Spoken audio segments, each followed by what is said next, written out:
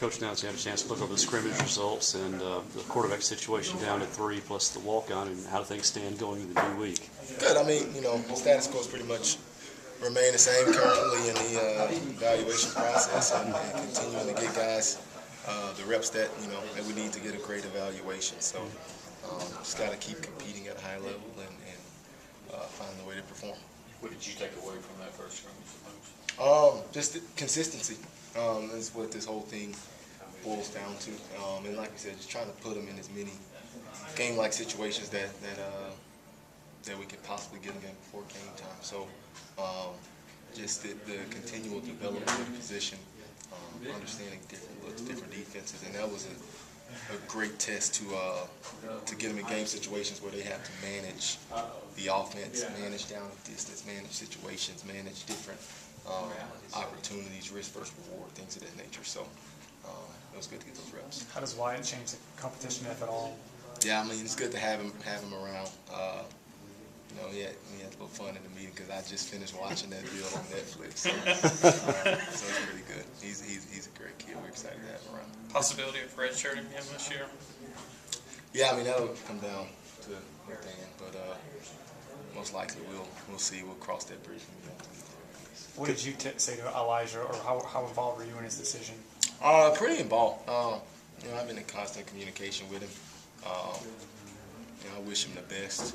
Obviously, he's a great young man who has a really bright future ahead of him, and a great personality. I mean, so if done right, these deals with us aren't just about football, and getting a chance to be around him for 3 years.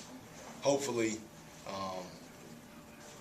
I've had an impact on his life in a positive way. I know he sure has on mine. So that's the thing is about. It's ultimately bigger than football with these relationships that you can build with these young men. And, I'll always be an Elijah Staley fan. Coach Mullen said the day after scrimmage he wasn't particularly happy with the quarterbacks in the scrimmage, but what were the positives you could take away from that one? Just those are necessary reps that they need to find out what they can get away with, what they can't get away with in game situations when it's just them and the offense. And they have to manage it and understand what's going on and how that puzzle of 22 fits every play. My bad, Bob. It's okay. This might sound like a stupid question, so you may regret that you let me go first. But you talk about consistency. How do you coach and develop consistency? It's a very intangible thing. Yeah, I mean it's a constant everyday reminder. And that is, like you said, how do you coach it? You have to just beat it in every single day that, okay, this is the standard, okay? What do you want your standard to be as a player? What do you want your standard to be as a position group? And you have to live up or exceed that standard every single day. Understand the consequences at hand, what's at stake, what you're competing for. And potentially you have to be self-motivated to achieve that.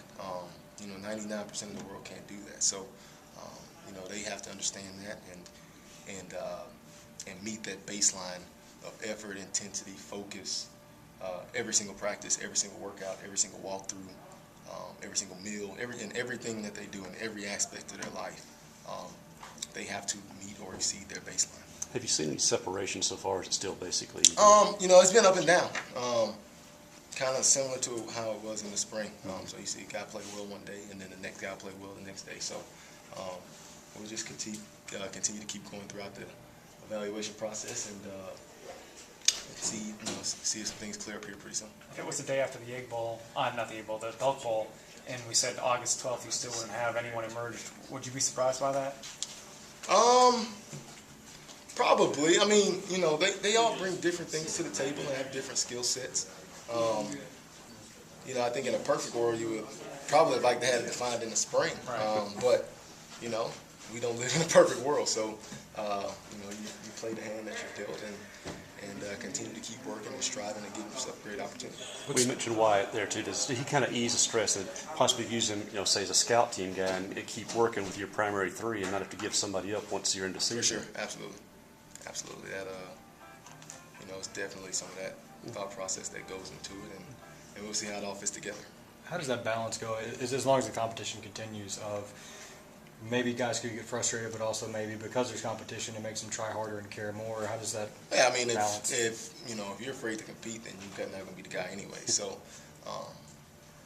like I said, I mean, this competition goes bigger than football. I mean, this is going to be a life lesson for these guys. I mean, you're going to have to compete in every avenue from now to the day you die. I mean, you're going to be competing for something. So, that's why I love this game. That's why I love being around these young men, because these are such teachable moments for them and how they conduct themselves, not only now, but, for the 50 years that they're not playing football the rest of their life. With another scrimmage coming up, I know it's a couple of days ago, but what would you like to see out of this next scrimmage? Consistency. Just that again. That is it. Dude, be the same guy every play, right? No roller coasters, right? Have that baseline up here, and you can wiggle on that baseline right there, right? I don't want to see the huge ebbs and flows. Consistent performance. Consistency of performance. It's been about everybody, so that's the